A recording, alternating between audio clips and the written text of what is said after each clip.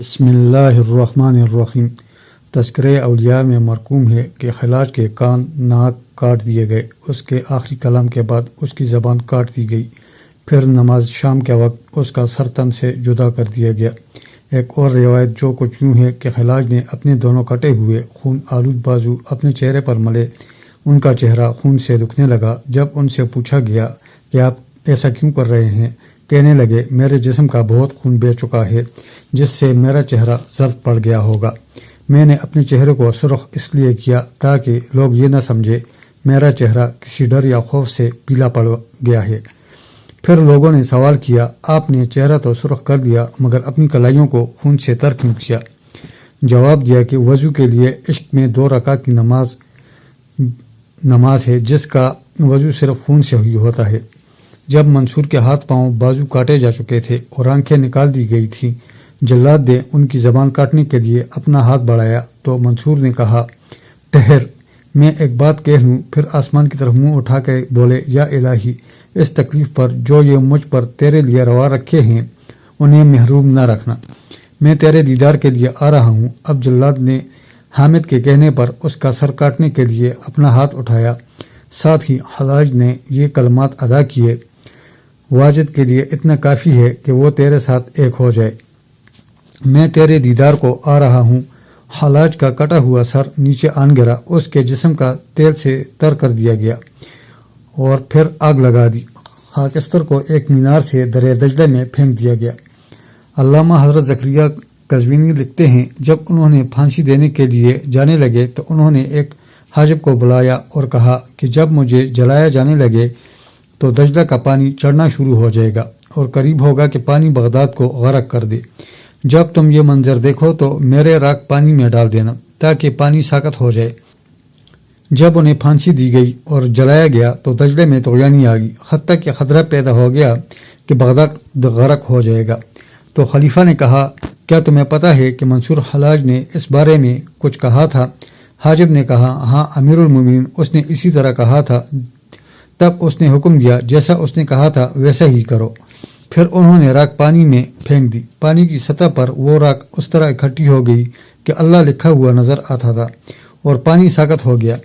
یہ 309 ہجری کی بات ہے۔ موت سے عین پہلے منصور حلاج نے آخری بات یہ کہی اے رب، اگر تو ان لوگوں کو بھی وہی کچھ دکھا دیتا جو میں دیکھ رہا ہوں تو یہ مجھے کبھی سزا نہ دیتے، اور اگر وہ مجھ سے وہ چیز چھپا لیتا جو ان سے چھپا رکھی ہے تو میں کبھی ان الحق کا نعرہ نہ لگاتا۔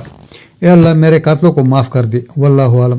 شہید محبت حضرت حسین بن منصور حلاج رحمۃ اللہ علیہ 858 ہجری ایران کے شہر تور میں پیدا ہوئے۔ والد کپڑا بنتے تھے جن کی وجہ سے نسبت حلاج پڑ گئی۔ 12 برس کی عمر میں قرآن حفظ کر دیا۔ بچپن ہی سے آیات کے باطنی معنی تلاش کرنے کا شوق تھا۔ 12 برس کی عمر میں قرآن حفظ کر دیا۔ 874 عیسوی 16 برس کی عمر میں تعلیم مکمل کر دی جس میں صرف و نحو، قرآن اور تفسیر شامل تھے، اور تستر چلے گئے جہاں سالتستری کے علاقہ اردات میں شمولیت اختیار کر دی جن کی تعلیمات نے ان کی زندگی پر گہرے اثرات مرتب کیے۔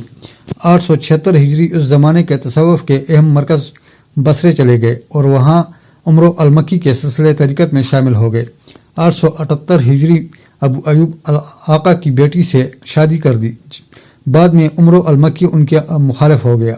کچھ عرصہ بعد بغداد چلے گئے جہاں ان کے مشہور صوفی بزرگ جنید بغدادی سے ملاقات ہوئی۔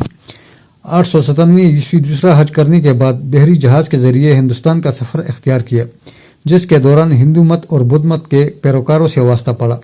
ہندوستان میں انہوں نے ملتان اور منصورہ کا سفر کیا۔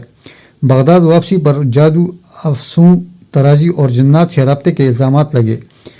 گلیوں بازاروں میں والہانہ انداز میں اشعار پڑھتے اور خدا سے عشق کا اظہار کرتے، خود کو کھانا کھانے کی بجائے اپنے سیاہ رنگ کے کتے کا کھلایا کرتے جس کو وہ اپنا نفس کہا کرتے تھے۔ اسی دوران ایک دن صوفی بزرگ شبلی کے دروازے پر دستک دی۔ جب شبلی نے پوچھا کون ہے تو جواب میں یہ مشہور فکر کہا ان الحق۔ 913 عیسوی گرفتار کر دیا گیا اور 9 برس تک نظربند رکھا گیا۔ نظربندی کے دوران کتاب التواسین مکمل کی۔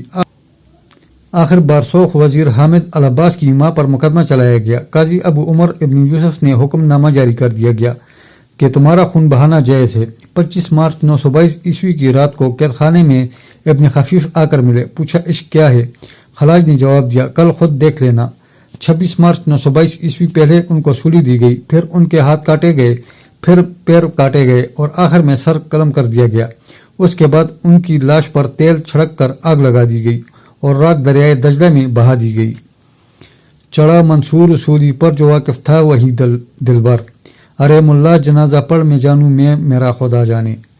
جب منصور رحمۃ اللہ علیہ کی نگاہ حق نے اس حقیقت کو پہچان لیا کہ اللہ کل شیء ما حلال بالباطل، اللہ تعالیٰ کے ذات کے سوا ہر شے باطل ہے اور ذات الہی ہی حق ہے، تو وہ اپنے نام تک کو بھول گئے۔ لہٰذا جب ان سے سوال کیا گیا کہ تمہارا نام کیا ہے تو جواب دیا میں حق ہوں۔